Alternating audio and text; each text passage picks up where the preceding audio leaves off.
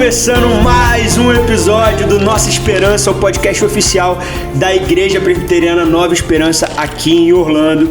E esse é o nosso segundo episódio. Se você ainda não assistiu o primeiro, corre aqui no nosso canal. A gente já teve a nossa primeira entrevista, nossa primeira conversa com o pastor Wesley. Foi um papo super legal. E dando prosseguimento para essa história da nossa igreja, a gente está hoje aqui com um convidado mais que especial, o nosso pastor Sandro Ferreira. Pastor, seja muito bem-vindo. Muito obrigado, pastor Tiago. Um prazer estar com você aqui agora e poder continuar contando, um pouco da história da Igreja Nova Esperança. É isso, pastor. Eu quero já te lembrar, te convidar. O primeiro episódio a gente teve muita gente vendo e pouca gente curtindo, então quero te convidar já a deixar o seu like, compartilhar esse vídeo com os seus amigos, nas suas redes sociais. Esse é um jeito da gente levar um pouquinho da história da nossa igreja e da missão que acontece aqui nesse lugar para mais pessoas. Então você é nosso convidado a deixar o seu like já e agora se inscrever no nosso canal e seguir a gente em todas as redes sociais, porque sempre tem novidade, né, pastor? Sempre tem novidade. A gente não para de trabalhar. Não para de trabalhar, é isso. Sempre em movimento, sempre em movimento. É. E a gente quer, quando a gente criou essa ideia do podcast, a ideia era a gente contar um pouquinho para as pessoas quem são as pessoas que fazem parte da Igreja Nova Esperança, e mais do que isso, que são a igreja, né? A igreja não são as quatro paredes, mas a igreja são as pessoas. E hoje a gente vai ter essa chance de conhecer um pouquinho o atual pastor titular da nossa igreja, o pastor que cuida da vida da nossa igreja, da nossa missão. Então, pra gente começar, pastor, vou propor um jogo, pode ser? Pode ser. Pra gente quebrar o gelo. Não costumo jogar muito não, mas tudo bem. Pra te conhecerem melhor, vamos lá. Faz uma parte, comida. né? Pizza. Um filme.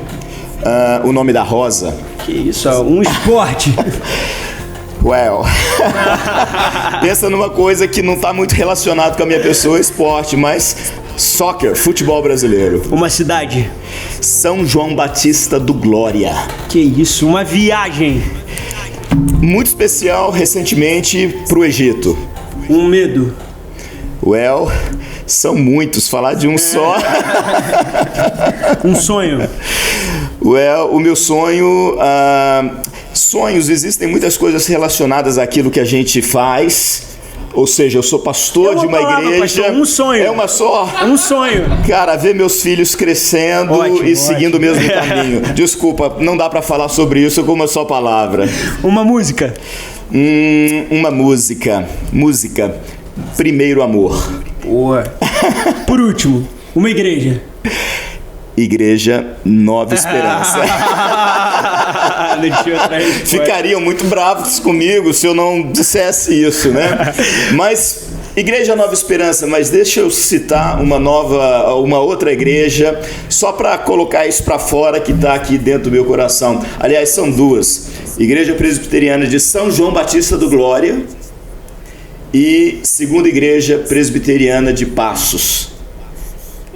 Que me enviou para o seminário e me ajudou muito a ser quem eu sou hoje. Eu louvo a Deus pela vida dessas três igrejas. Boa. Vamos começar então com essas histórias. Como é que você chegou nessas igrejas? Como é que foi a sua história com Deus e com a igreja? Como é que ela começou? Legal, essa pergunta é bacana.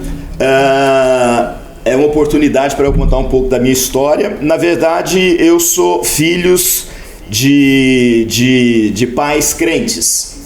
Quando nasci, eu já era a terceira geração de crentes na minha família, de presbiterianos, e eu digo que a minha cidade natal é São João Batista do Glória.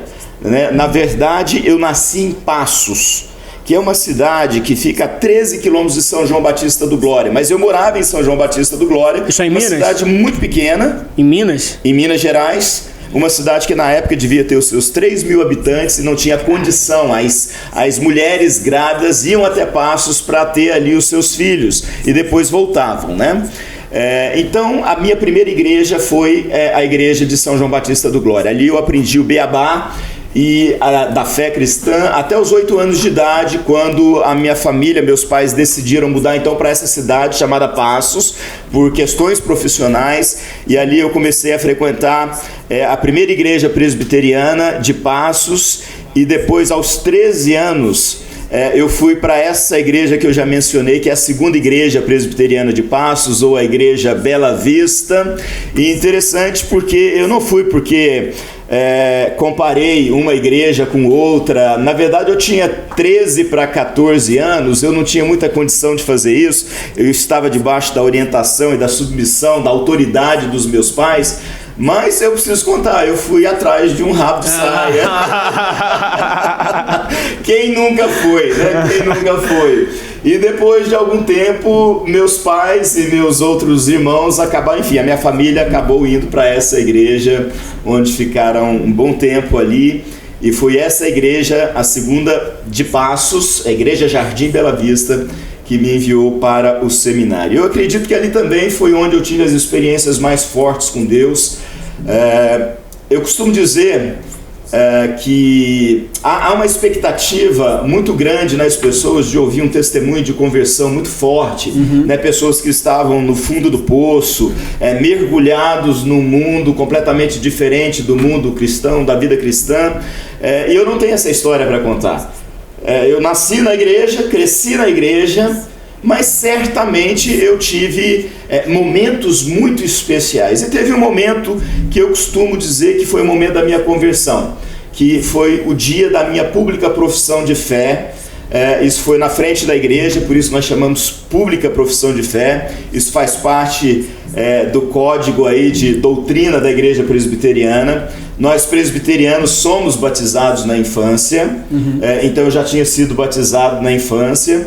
E quando eu completei a idade, eu fiz o famoso curso lá chamado de catecúmenos, alguns chamam de discipulado, preparação para batismo em algumas igrejas, e no nosso caso era a preparação para a pública profissão de fé, onde nós tínhamos a oportunidade de confirmar aquele ato do batismo feito na infância, quando a gente não tinha entendimento ainda, que a gente concordava e confirmava que estávamos seguindo a fé dos nossos pais, aquilo que nós aprendemos desde criança, né? O senhor tinha quantos anos, né, senhor? Eu tinha, salvo engano, algo em torno de 16 anos. Eu não me lembro exatamente o ano, a idade, mas eu me lembro exatamente do culto, quando o reverendo Carlos Ferreira de Queiroz, eu peço perdão se eu estiver com o full name, o nome inteiro dele errado aqui, mas que foi um homem assim de Deus que tocou muito na minha vida, cuidou muito de mim, cuidou muito da minha família, e ele me chamou, e aquele dia foi um dia assim, tremendamente emocionante. Eu chorei muito na presença da igreja, apenas para declarar para aquela igreja que Jesus era o meu único e suficiente Salvador, Senhor da minha vida, e ali publicamente eu estava entregando a minha vida a Ele, me dispondo para Ele fazer de mim o que bem entendesse. Então eu considero esse dia, o dia da minha pública profissão de fé, como o dia da minha conversão. Isso não significa que até então eu não tivesse experimentado coisas de Deus, né? Como se eu nunca tivesse vivido experiências, né? Como alguém que cresceu na igreja, desde o departamento infantil e principalmente na adolescência, quando a gente já começa a ir para acampamentos, e tem muita história de acampamento, ali a gente viveu muitas coisas legais, mas eu considero dizer que aquele dia eu assumi um compromisso verdadeiro diante de Deus com o meu Senhor Jesus Cristo, e para mim esse foi o dia da minha conversão.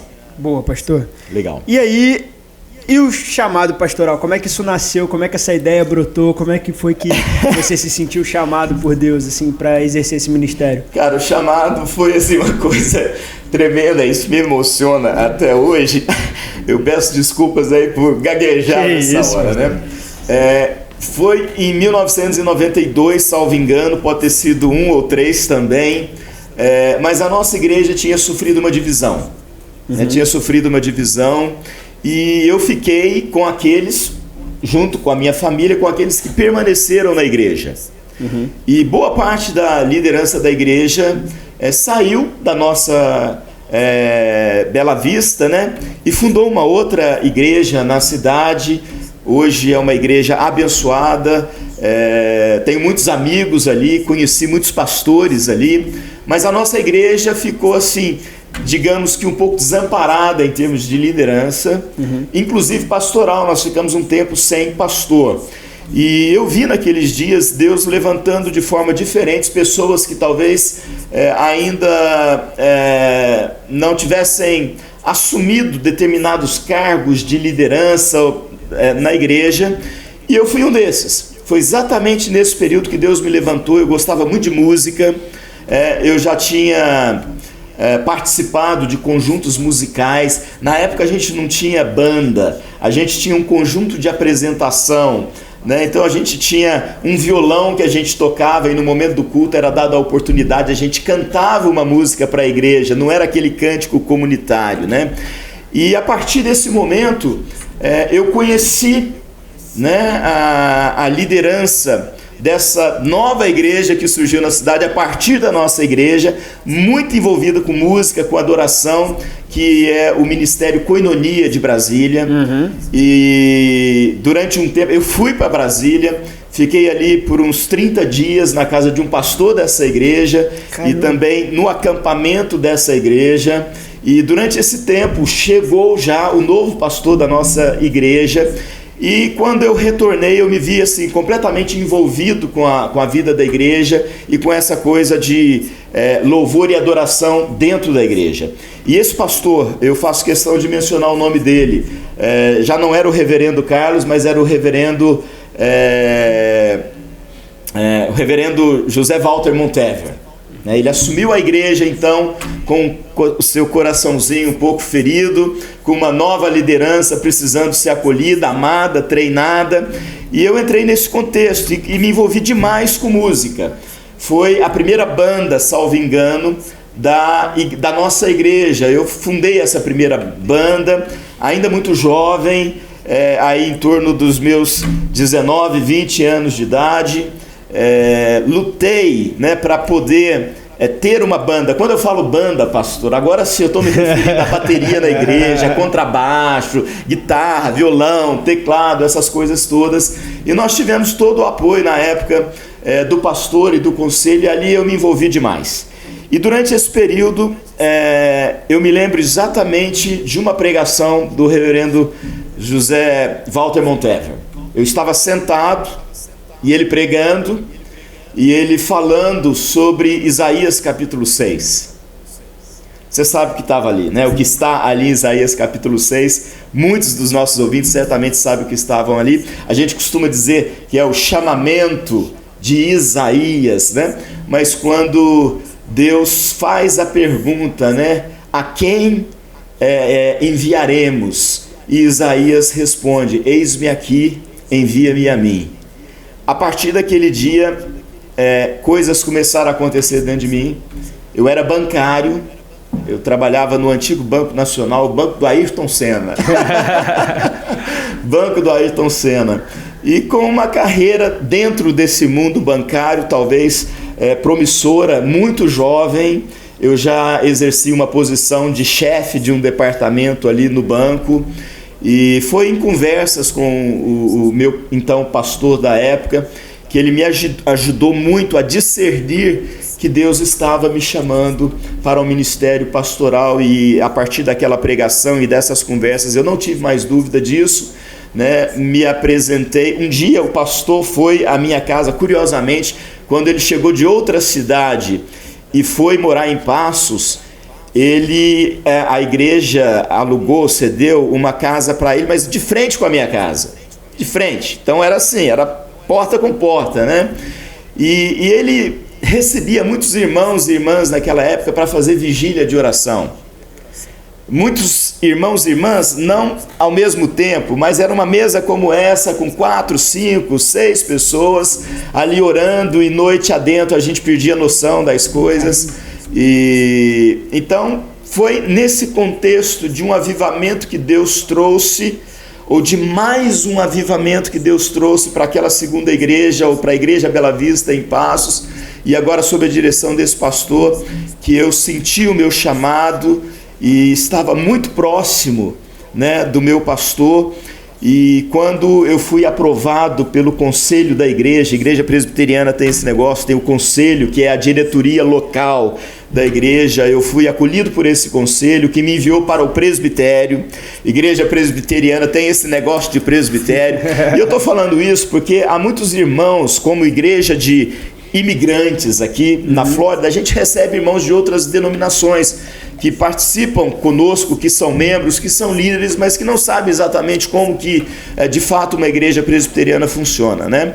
Então o presbitério é o conjunto de várias igrejas de uma região, e é ele quem, depois do conselho da igreja, nos examina e nos aprova e nos envia para uma escola de teologia, para um seminário teológico, como a gente costuma falar, para sermos ali preparados para o ministério pastoral. Então foi nesse contexto de avivamento, de muito envolvimento com a igreja, principalmente na área de louvor e adoração, influenciadíssimo com o ministério Koinonia, né, de Brasília ou Goiânia, não me lembro exatamente. Naquela época a gente cantava O Único que é Digno, né, e tantas outras canções que marcaram aquele momento na igreja evangélica brasileira. E eu me lembro o dia que eu e o meu pastor entramos então na sala da minha casa e não tem como não me emocionar lembrar dessas coisas, né? E eu falei com meu pai, né, com a minha mãe, e eles expressaram alegria, né, de ter um filho querendo mergulhar nesse universo pastoral, ao mesmo tempo algumas preocupação, né? Tipo assim, teu irmão vai ser médico, tua irmã está fazendo isso e você vai ser pastor. Que sofre, que nem sempre tem uma posição social muito boa, nem sempre tem um salário muito bom. Eu acho que todo pai preocupa com o futuro do filho, né? Mas em momento algum foram contrários. Me apoiaram nessa decisão, e depois de tudo que aconteceu, eu ainda tinha 6 meses para ficar trabalhando no banco, juntando dinheiro para usar durante esse tempo de estudos, mas eu não aguentei. Eu me lembro que eu me demiti do banco em junho de 2003 1993. E as minhas aulas no seminário começaram em fevereiro de 1994. Nós estamos falando de 7, 8 meses que eu fiquei à toa. Não fiquei à toa. Fiquei ali junto com o meu pastor, acompanhando a vida pastoral e entendendo aquilo, levando em casa a Santa Ceia para os mais idosos que já não podiam mais ir até a igreja e participar da ceia do Senhor, visitando outros irmãos com o meu pastor e servindo a igreja de modo geral, até que chegou o dia então de me dedicar aos estudos teológicos, e me graduei em teologia em dezembro de 1997. Ali fui, no mesmo mês, no mesmo ano, fui ordenado pelo presbitério, pastor, ministro da Igreja Presbiteriana do Brasil, e estamos aí atuando no ministério pastoral até o dia de hoje. Pastor, deixa eu fazer uma pergunta difícil. Então, agora, vou começar com as perguntas difíceis. Me identifiquei muito com a sua história, porque antes da gente viver a vida pastoral, a gente tem uma visão a respeito dela. E depois que você vive, eu acho que com a sua experiência toda hoje, o senhor tem uma visão que eu acho que é diferente da que você tinha antes. Para que serve um pastor hoje? Bom, essa pergunta não é difícil, ela é dificílima, né? Mas quando a gente olha para a própria Bíblia, nós como cristãos protestantes, e aí eu não quero mencionar presbiterianos, mas como cristãos protestantes que vêm desde a reforma protestante do século XVI, a gente tem a Bíblia Sagrada como o nosso manual de vida, como a última palavra, porque nós a entendemos como palavra de Deus, e nós costumamos dizer que ela é a nossa única regra de fé e prática. E as Escrituras definem, né, o que é o pastor e para que ele serve, né? Então, o pastor, ele é, primeiro, chamado por Deus. Não é ele quem sente, que toma a decisão de se tornar um pastor. Ele toma essa decisão depois de entender que há um chamado de Deus para a vida dele. Amém.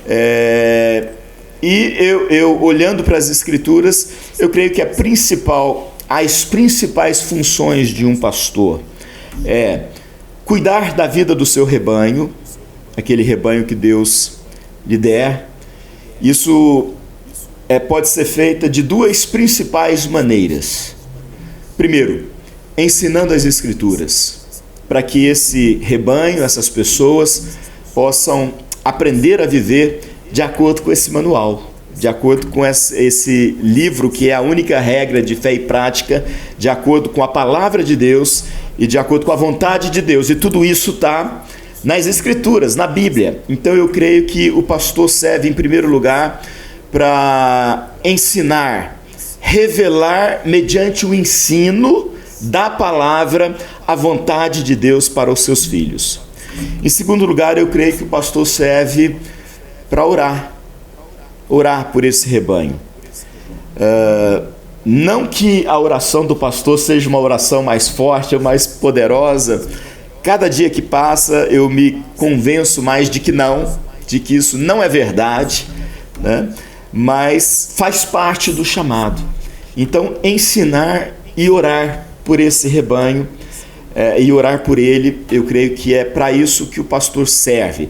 Evidentemente, se a gente for explorar algumas coisas mais práticas, não que isso não seja, a gente vai falar sobre o acompanhamento individual da vida de cada pessoa, o cuidado emocional da vida da pessoa, e orientações gerais para a vida, né?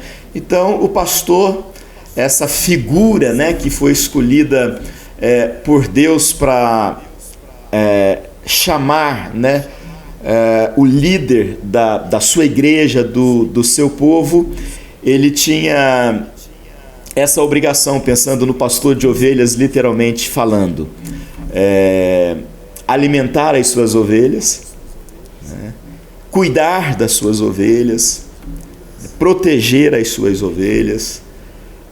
Então, eu creio que é para isso que o pastor serve. Tá respondido, bem respondido. E é fácil, pastor? Não é fácil. Não é fácil. Eu queria dizer primeiro o seguinte, para que me entendam bem, né? Eu tenho plena convicção de que o fácil não existe, né? Não existe absolutamente nada fácil. Aliás, não existe profissão nenhuma, e eu gostaria de chamar profissão de vocação, porque para nós que somos parte do povo de Deus e temos essa consciência de que recebemos esse chamado, a gente não escolhe apenas uma profissão, a gente é vocacionado para aquela profissão. Então, eu acredito que essa vocação ou esse chamado, mas vamos chamar de profissão, né? Não existe absolutamente nada fácil. Eu converso diariamente com pessoas, né? Eu converso com a minha família ali. Eu tenho o meu pai que exerceu uma profissão, a minha mãe que exerceu uma profissão, a minha irmã que exerceu e exerce uma profissão, o meu irmão que exerceu, exerce uma profissão, e ali vem cunhado, cunhada e por aí vai, né? E a gente vê da dificuldade que eles compartilham conosco. Então, o fácil não existe, né? Mas respondendo especificamente a sua pergunta, né, também não é fácil ser pastor, né? Também não é fácil, né? Nós acreditamos, eu acredito, que da mesma maneira como Deus abençoa a vida de um profissional vocacionado, né?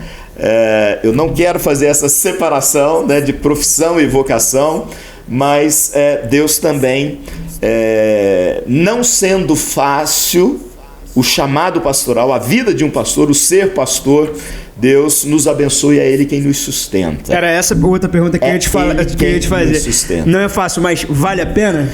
Vale a pena. vale a pena, vale a pena. Recentemente estive no Brasil de férias, né? E eu tive a oportunidade de reencontrar irmãos e irmãs que fizeram parte da minha vida como jovem da igreja, daquela primeira banda, aliás, daquele primeiro conjunto de apresentação depois da primeira banda, e depois tive a oportunidade de pastorear alguns destes que eu reencontrei na igreja que eu tive o privilégio de liderar para a sua organização, para a sua existência, lá em Passos. E as recordações que vieram daquele tempo, né, foram assim, tremendas, né? Fez a gente chorar juntos novamente, orar juntos novamente. Então, apesar dos problemas que a gente encontra no nosso dia a dia, que a gente tem que lidar, e às vezes problemas que não são nossos, não são problemas pessoais, são problemas de outras pessoas, e aí eu me refiro a isso porque o pastor não é um super-homem, e ele não está sempre em condições, principalmente, de resolver todos os problemas, e às vezes a gente não consegue resolver esses problemas. E às vezes a gente tem que, não que a gente não faça, em todo contexto a gente faz isso, a gente coloca isso diante de Deus, mas Deus tem o seu tempo para todas as coisas, e Deus, Ele toma as suas decisões. Como, por exemplo, Ele disse a Paulo que não tiraria, né, do apóstolo Paulo aquele espinho na carne que estava ali, que parece-me que era um incômodo muito grande para ele. Ele teve que aprender a conviver com aquilo. Então, lidar com os problemas das pessoas não é uma tarefa fácil, mas é muito prazeroso poder ser útil na vida de uma pessoa, poder ser um abençoador na vida daquela pessoa. Não é fácil, mas é prazeroso e vale a pena. É isso. Eu ouvi uma vez, eu li uma pesquisa que falava que entre aspas, a profissão, a vocação de pastor, numa pesquisa feita, tinha tido como resultado a profissão que mais deixava as pessoas satisfeitas com o que elas estavam fazendo. Assim. Isso, para mim, traz bastante sentido com o que o senhor está trazendo. E essa relação da expectativa do outro a respeito da vida do pastor, de que o pastor tem que ser uma enciclopédia bíblica que sabe todos os versículos, o pastor não pode... isso, assim, o pastor não pode ter momento ruim, dia ruim, é uma expectativa que às vezes é um monstro que não faz o menor sentido. E é super inspirador escutar isso do Senhor, porque isso traz essa força pra gente, assim, de que Deus age na nossa vida da mesma maneira, e isso é muito bom. Assim. Se eu posso acrescentar alguma coisa mais na minha resposta, e eu queria falar sobre isso, porque há muito desgaste também emocional na vida do pastor, e como o pastor é um ser humano como outro qualquer, que também nasceu e foi concebido em pecado, ou seja, tem as suas limitações, as suas fraquezas. É prazeroso, ao mesmo tempo que é difícil, não é fácil, mas vale a pena. Mas eu acho que, assim, os pastores, de um modo geral, como eu falo de um modo geral, se algum pastor estiver aí me ouvindo, né, algum dia, eu não quero que fique chateado. Eu creio que nós, pastores, temos uma grande responsabilidade quando o ministério se torna um peso para nós mesmos, porque muitas vezes nós nos cobramos até mais mesmo do que o próprio rebanho, nos apresentando a esse rebanho como se nós não fôssemos pessoas que sofrem e que enfrentam as suas dificuldades humanas, como todo ser humano enfrenta. Então, desde algum tempo, ou desde que eu cheguei nos Estados Unidos, para ser bem específico, eu tomei uma decisão de que eu não esconderia mais a minha humanidade, esse meu lado humano, de gente que sofre, de gente que tem problema em casa, de gente que tem problema no relacionamento conjugal, de gente que tem problema na educação dos filhos, de gente que às vezes erra em tomar decisões e que vai ter que lidar com as consequências dessas decisões. Então, eu creio que, ao contrário de que alguém possa pensar, né, esse abrir o coração diante de uma igreja, no púlpito de uma igreja, isso tira um peso, tornando aquilo que é difícil, né, um pouco mais fácil. É claro e é óbvio que eu não estou falando de que todos nós, e isso vale para todos nós, não podemos escancarar a nossa vida, né? Em todos os momentos, em todas as situações. A Bíblia fala que a gente tem que ser prudente, a Bíblia fala que a gente tem que ser tardio no falar, mas eu creio que você conversar com um irmão da igreja no momento de aconselhamento, no momento onde ele está enfrentando um problema, e você explicar para ele que aquele problema não é um problema que somente ele está enfrentando, mas que outros também enfrentam, e não raras vezes o pastor também enfrenta, e eu quero falar agora da minha vida, eu também enfrento, né? Eu acho que isso faz a caminhada pastoral, pelo menos essa tem sido a minha experiência, faz a caminhada pastoral ela ser mais fácil e mais prazerosa. Pastor, e como um testemunho de alguém que é pastoreado por você, essa leitura, essa impressão de que o pastor é alguém especial, intocável, né? Ela é prejudicial também para quem é pastoreado, sabe? Assim, e eu estou falando dessa posição de alguém que observa o Senhor. Isso é uma coisa que me inspira muito, de gerar essa identificação, e isso, eu acho que isso fortalece mais do que enfraquece qualquer coisa, sabe? Assim, você poder entender que somos seres humanos e que temos momentos, isso é uma coisa que me alimenta e me inspira, e exatamente isso, ao mesmo tempo que deixa mais leve para o pastor, também é melhor para quem é pastoreado, sabe? Assim, também é alimentador. Mas deixa eu voltar na sua história, vamos lá. Senão...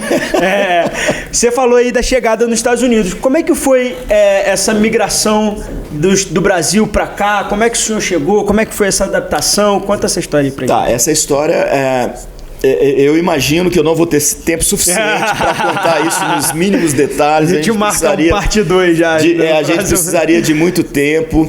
Mas eu passei por um período muito difícil na minha vida pessoal, né? Isso por volta do ano 2004, né? E por causa desse problema eu estive afastado do ministério pastoral durante 3 anos. Digo isso aproximadamente. Mas eu digo afastado do ministério pastoral em termos de ministério pastoral formal, de estar à frente de uma igreja, pastoreando uma igreja.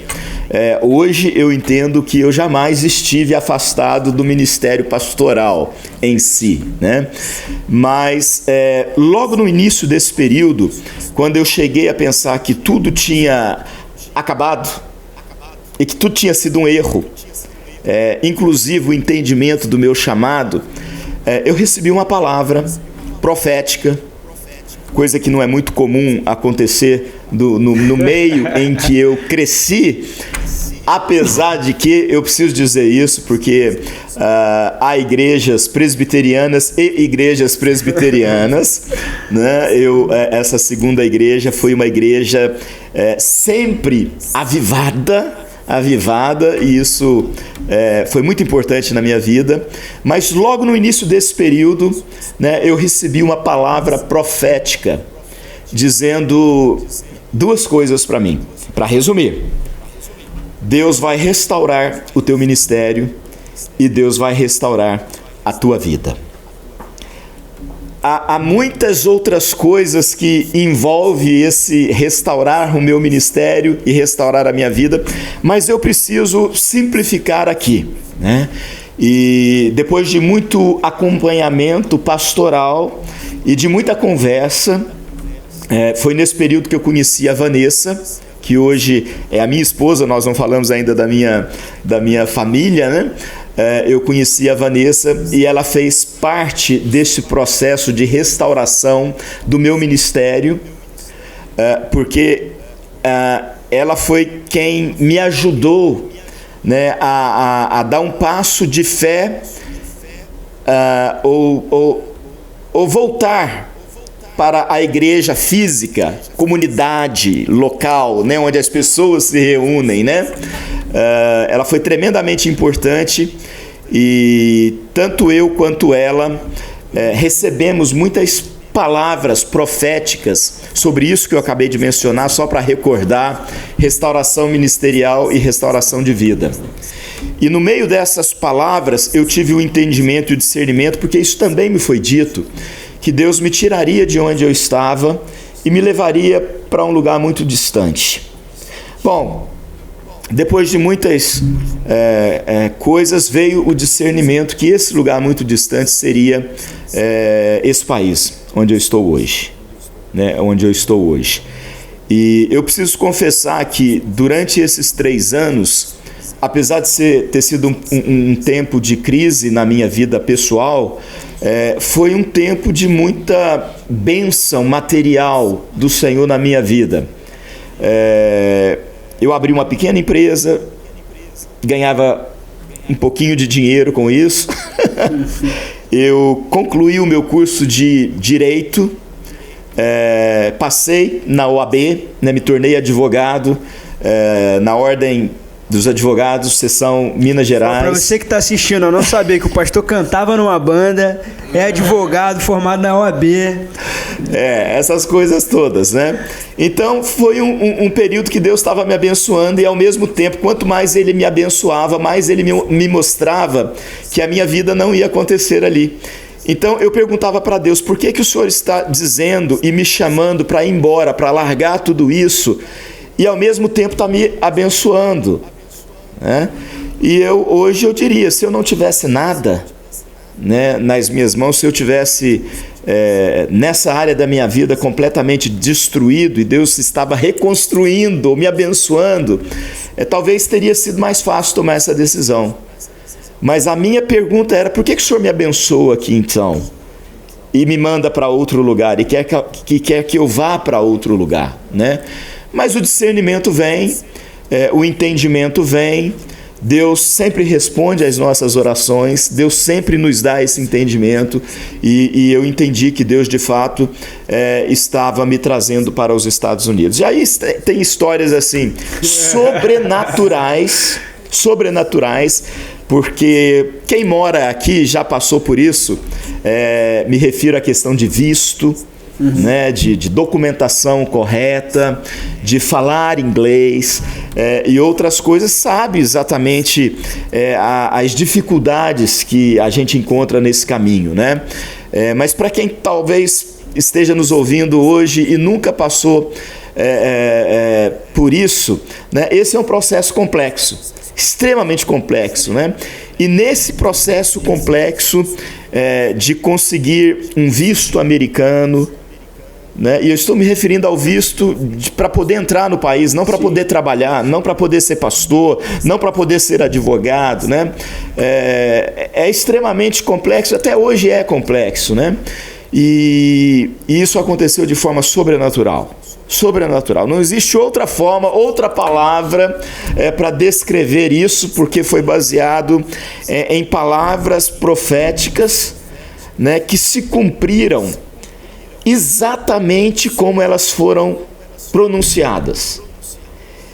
E junto com essas palavras, além deste assunto especificamente de visto e tal, outras coisas foram anunciadas e como promessa de Deus.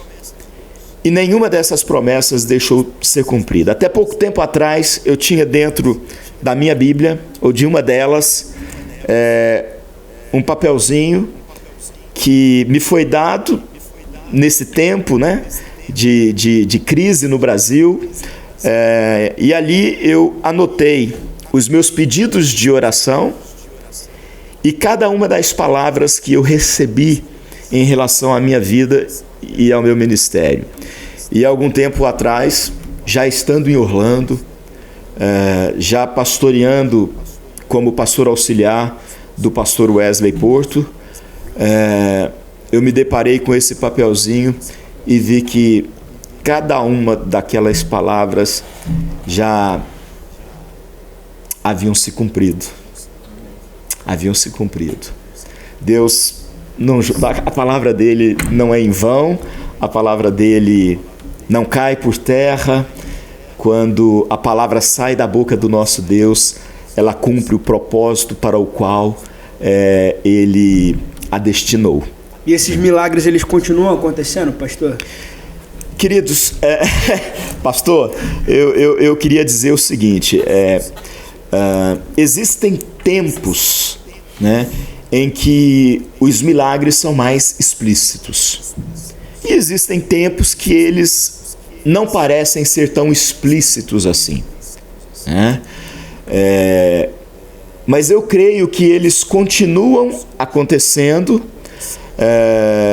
mas eu gostaria de dizer assim, em termos de muitas bênçãos, incontáveis bênçãos, né?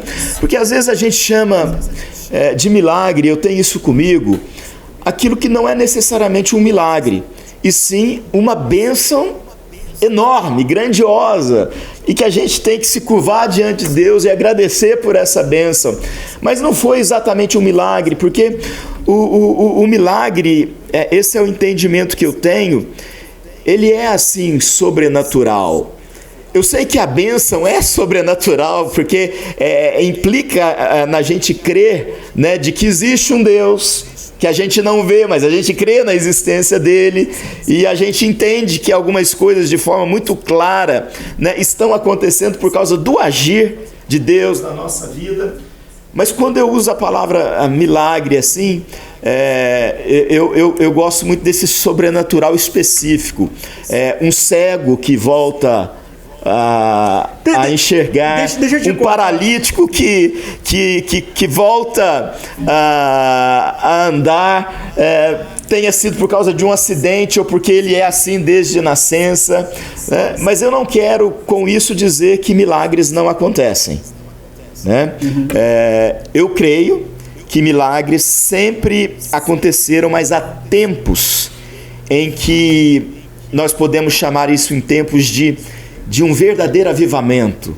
Amém. Em que isso acontece de forma extremamente explícita, né, que até os descrentes se tornam crentes por causa disso. Agora, a vida é um milagre, a conversão de uma pessoa que não é crente no Senhor Jesus é um milagre, né? Tudo isso nós chamamos de milagre, né? Uma resposta de oração para uma causa que parecia ser perdida, por exemplo, uma causa de enfermidade, né? Eu costumo chamar de milagre, mesmo tendo passado pelas mãos dos médicos, mesmo tendo passado por sessões de quimioterapia, como é que chama essa outra coisa? Quimioterapia e radioterapia. Eu estou citando alguns, tudo isso eu chamo de milagre, mas eu gosto de deixar claro, né, que aqueles milagres, exatamente como Jesus realizou. Alguém vai me ouvir e vai dizer assim: pastor, então você está na igreja errada. Bom, porque na minha igreja está acontecendo. Glória a Deus, né? Mas eu creio num tempo que virá, né? Num tempo que virá sobre a igreja de Jesus. Tempo que veio, por exemplo, anos atrás, não sei precisar a data exata, na Rua Azusa, por exemplo, aqui nos Estados Unidos, e que as coisas eram muito claras, muito explícitas, né? Então, creio em milagres, creio que eles continuam acontecendo na vida de muita gente, né? Mas eu creio que nós precisamos criar em nós essa expectativa de que Deus vai fazer. Você mesmo usou um dia desses numa pregação a palavra utopia.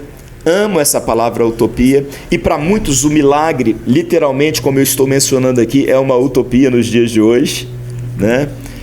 Mas nós precisamos buscar, né? A utopia serve A utopia é o irrealizável. Então, quando eu falo que há uma coisa, eu quero falar isso olhando para essa câmera aqui, de que não pode acontecer, ou seja, que esse milagre é uma utopia, né? Eu estou falando que ele não existe mais, que ele é irrealizável. E a gente está sendo muito teológico agora, né? A nossa conversa está virando mais uma conversa teológica do que pessoal. Eu discordo do senhor, eu acho que ela é prática. Eu acho que ela é prática. A gente tá numa terça-feira, onde a gente está passando por uma semana. Quem estiver ouvindo a gente no domingo provavelmente já vai ter passado por essa semana, onde a gente não sabe o que vai acontecer amanhã, e a gente ora para que esses milagres aconteçam. Tem um furacão chegando aqui e a gente tá... Aí o furacão, é o carro. Esse barulho, se chegou até vocês, não é do furacão, não é do furacão, é o pessoal que está cortando a grama e atrapalhando aqui a nossa gravação. E a gente tá orando para que Deus faça esses milagres, e tudo depende de nós, assim. Eu acho que a palavra que o Senhor traz pra gente é um desafio muito prático, assim, de que a gente precisa cada vez crer mais, acreditar mais, profetizar mais, declarar mais, para que as coisas com certeza voltem a acontecer e que esse avivamento chegue no meio de nós, né? Mesmo porque a utopia, e isso não é meu original, eu ouvi isso de um pastor há muitos anos atrás. E ele disse o seguinte, que a utopia tem um papel na nossa vida. É para que a gente nunca desista, para que a gente nunca pare, mas ela precisa estar presente para que a gente continue marchando e perseverando. E eu creio que é nesse sentido que a igreja precisa se despertar, e eu creio que esse despertamento vai acontecer. Amém. Vai acontecer, né? E aí eu não me refiro à minha denominação, eu me refiro à Igreja de Cristo.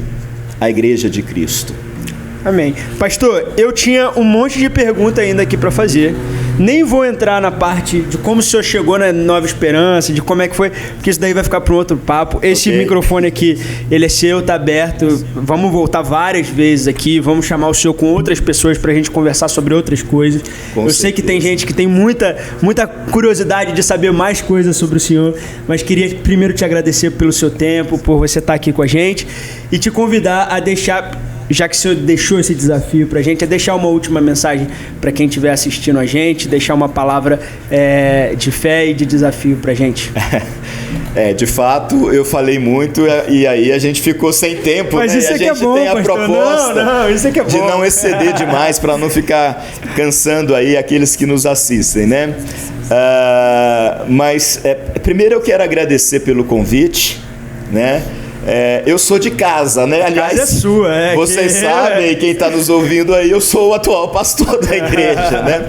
Mas eu fui convidado para vir por vocês, né? Que você, pastor Tiago, que chegou agora há pouco tempo, está conosco aí, né? Nos ajudando, é o idealizador disso aqui, com o apoio daqueles que não aparecem diante das câmeras, né? Mas estão Samuel. Aqui trabalhando para que isso aconteça, né? Eu vi aí no primeiro, né, podcast o nome do Renan, que é nosso ministro de louvor, de adoração, o Samuel, que é da parte técnica aí, técnico de som, mas eu sou novo aqui, né? Então sou de casa, mas sou novo neste lugar. Então a minha palavra de gratidão por poder, né, compartilhar um pouco da minha história, falar um pouco da minha vida e deixar essa mensagem escrita pelo apóstolo Paulo no capítulo 11, a partir do versículo 33.